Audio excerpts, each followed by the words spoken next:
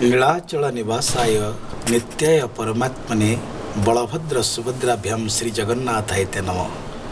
महाप्रभु जगतरनाथ जगन्नाथंकर पावन पदारविंदे अनंत कोटि भक्तिपूत प्रणति निवेदन करी दिव्य सुंदर एक अनुभवर कथा आपण मान पाखे उपस्थापन करने को चेष्टा करुच्ची।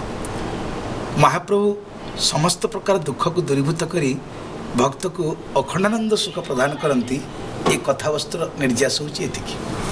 आमे समस्ते संसार रे दुखी, कोई तन दुखी कोई मन दुखी, धन भी रहे उदास, तुलसी कहे सब जीव दुखी, सुखी हरि के दास। कार शारीरिक दुख, कार मानसिक दुख, कार आर्थिक दुख, सब प्रकार दुख आम भितर अल्प हो कि बहुत हो अच्छी, किंतु ये समस्त प्रकार दुख को दूरीभूत कला वाला जदि जड़े किए थाए से आउ किए नुहति। खंडानाथ सर्वदुखानां अखंडानंद दानतः स्वभावत दारूपम भी परम ब्रह्म विधीयते। महाप्रभु एडे कृपालु एडे दयालु, प्रकृति जी भक्त से ता कथा अवश्य शुणती। परम कारुणिक सद्गुरुदेव बाबा श्री वैकुंठनाथ कहती जेबे डाकी बारे मन माने रे तांकु डाकरे कातर प्राणे, हाथ बढ़ाई से चाही बसी अच्छी दौड़ ना एणे तेणे।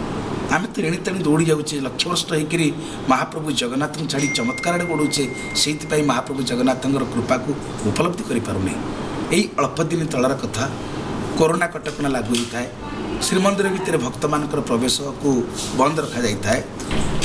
तो यही समय जड़े भक्त पारादीपुर ता ना विश्वनाथ आचार्य से आमको फोन कले जी बाबा टी महाप्रसाद मिल तांकर निज आत्मीय स्वजन चली जाती, देहांत हो जाए, सी स्वर्गद्वार रे संस्कार करेंगे, कर सारा पर महाप्रसाद पाइबे।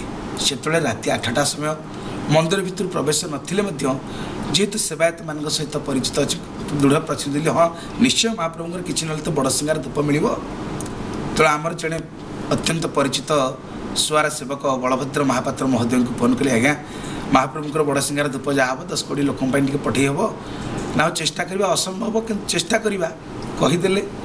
तापरे गोटे ऑनलाइन सत्संग कार्यक्रम आम व्यस्त थी आम सहित जोगाजोग कर केवल तांको नंबरटी से विश्वनाथ आचार्य महाशय को पठे देथिलु। जिते शव संस्कार चली से बारंबार फोन कर ये महाशय सुआर महाशय उठे ना फोन।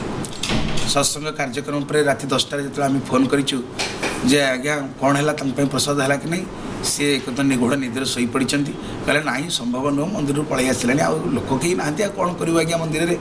तेणु तांकर प्रबल उत्कंठा हे महाप्रभु टी महाप्रसाद आज मिलतानी, मन दुख हो जाए जेहेतु दृढ़ प्रतिश्रुति देती महाप्रभु को प्रसाद मिल बोली। यही समय हठात गोटे फोन कॉल आसी मोर पूज्य पितृतुल्य जड़े गुरुजन अच्छा बाबूराम स्वाई महोदय, सी हठात फोन कले बाबा कौटी अच्छा बोले एमती आश्रम अच्छी ना बाबा पुरी आसलु 20 जन प्रसाद व्यवस्था आयोजन करूँ कि जी आसवा कथा आसले एत प्रसाद कौन करूँ।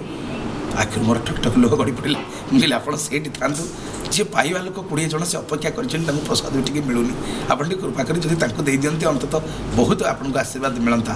आज्ञा पचारुँच शीघ्र पठाते से लोक आम देदेले पुणी कटक फेरीजु। एपटे स्वर्गद्वार आंकर व्याकुलता शव संस्कार सरला आम प्रसाद पाइबू, सेपटे दवापाई बाबूराम बाबा व्याकुलता जे प्रकृति किए टी नियंता जदि भोग पाई दिंता आनंद मिलता। यही महाप्रभुंर विचित्र लीला केवल आम टेलीफोन माध्यम जोगाजोग करदेलु, सी आसी पहुँचले ये देले उभय तृप्त होकर से दबारे आनंद थिला।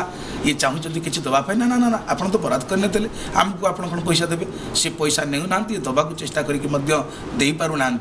एति भितर उभय आखिरे लुह भगवान जगन्नाथ केमिति कहा माध्यम कौ बाटरे जहाँ दबारे थब केमिति दियंती ये हूँ तार गोटे ज्वलंत निदर्शन। तेणु महाप्रभु प्रकृति में डाकिला भाया डाकिले भावरे डाकिले से पूरा भावर ठाकुर, भाव विनोदिया ठाकुर, भक्त वत्सल हरि, भक्तों कलेबर 10 मूर्ति धरी।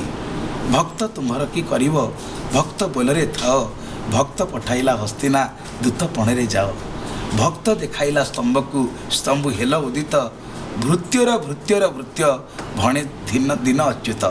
तेणु महाप्रभु भावग्राही ठाकुर तांको भावरे डाकिले से अवश्य शुणती। यही निकट कथा यही चलित वर्ष कोरोना कटकणा भीतर कथा।